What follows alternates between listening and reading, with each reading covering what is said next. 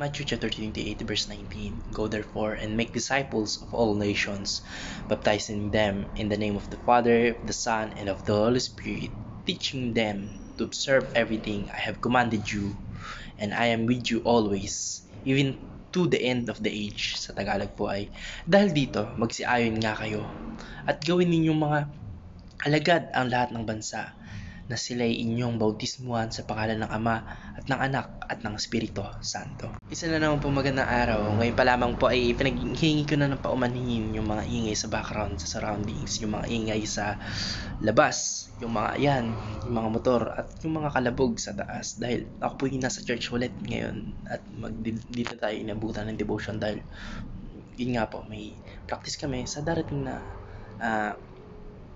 Christmas party na gagawin naming roleplay. Mabalik tayo sa ating tatalakayin dahil masyado na mahabang intro. The church has a mission to disciple the nations. Ang una pong katuroan na natutuhan ko ngayong araw kay Pastor Russell Lacampay, the church is mandated to disciple all ethnic groups. Dito po, binibigyan ng ating Panginoong Jesucristo na tungkulin yung iglesia o tayo pong mga nasa iglesia o yung nasa simbahan.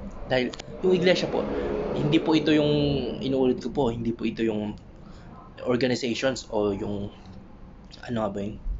o yung religion na which is yung INC yan. Ito po ay puok o lugar kung saan nagkikita-kita o nagtitipon ang mga mananampalataya ng ating Panginoon Diyos. Nga po, binibigyan ng ating Panginoong Jesucristo ng tungkulin yung iglesia, yung tayo pong mga iglesia na maghatid ng mensahe ng kaligtasan sa lahat ng tao. Hindi lang yung mensahe ng kaligtasan po na sinasabi rito ay yung gospel o yung mabuting balita. Hindi lamang sa isang partikular na lahi o grupo, kundi sa lahat ng mga bansa o ethnic groups sa wika natin ngayon. Ang mandate po o yung utos na ito ay nagsasaad na ang misyon ng simbahan ay pangkalahatan at walang pinipiling lahi. Puti ka man, brown ka man, black ka man, walang pinipiling lahi yung pag-uutos na ito ng ating Panginoong Jesucristo dahil ito ay para sa lahat, para sa buong mundo, para sa lahat ng lahi, para sa lahat ng tao at sa ating mga kapwa na kailangan ituro at ibahagi yung mga katuruan ng ating Panginoong Jesucristo sa bawat tao, sa bawat anumang lahi at sa bawat pinagmulan ng kultura, etc. etc. Natutuhan ko na po sa pangalawang katuruan ni Pastor Russell Lacampay, the church is not meant to be few in number or minority. Inulit ko po, pasensya po sa background na sound, yung ingay ng motor, kalabog sa taas, yung mga jeep, etc. etc. Dahil kami po ay nandito sa church at dito na po ako inabutan ng pagdi-devotion at kailangan na po namin yung tapos as soon as possible dahil next week na ipapresent na namin yung roleplay namin sa ating gaganapin na Christmas party. Kaya mabalik po tayo sa ating usapin.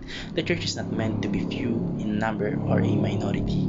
Ang utos po na ito ng ating Panginoon Diyos ay nagsasaad na ang iglesia o ang simbahan ay hindi dapat nananatili bilang isang maliit o minority na grupo o komunidad.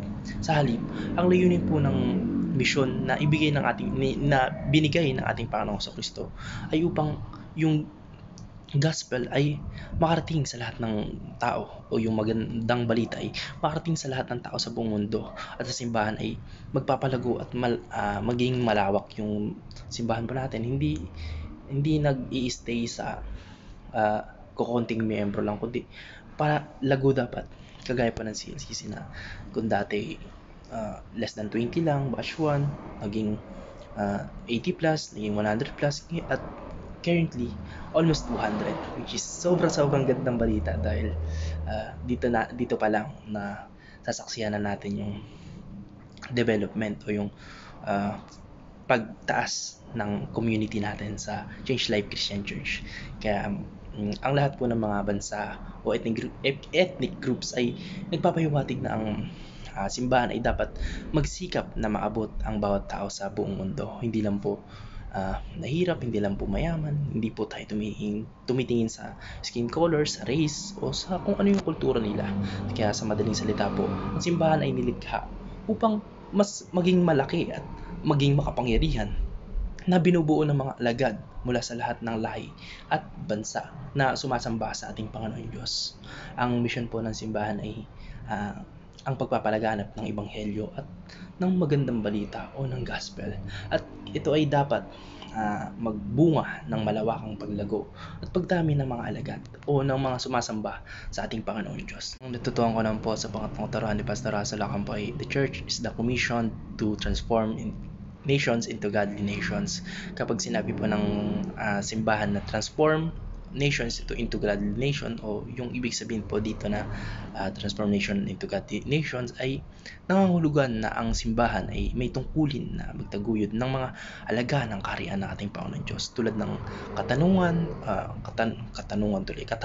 o yung justice, love, pag-ibig, kapayapaan, peace at kabutihan, kindness sa mga lipunan at bansa, upang maging mas maka-Diyos tayo, o yung hindi lang tayo kundi lahat ng tao sa buong mundo, lahat ng tao na may iba't ibang kultura, sistema, pamumuhay. So, ibig sabihin nito, hindi tayo tumitingin sa race, hindi tayo tumitingin sa skin color, hindi tayo tumitingin sa kung ano yung kultura nila, hindi tayo tumitingin sa kung saan bansa sila nanggaling, kundi dapat lahat na yun, buong mundo. Pag sinabi natin buong mundo, walang race, walang skin color, walang anong tinitignan, etc. tinitignan. Basta kung tao ka, dapat malaman mo o ipaalam mo sa kanya yung magandang balita o yung gospel. Kaya sa madaling salita po, ang misyon po ng simbahan ay hindi lamang espiritual, kundi may layunin ding magdulot ng positibong epekto sa buong mundo upang ang mga bansa ay maging mas malapit sa plano ng ating Panginoon Diyos. Yun lang po. Maraming salamat and God bless. Amen.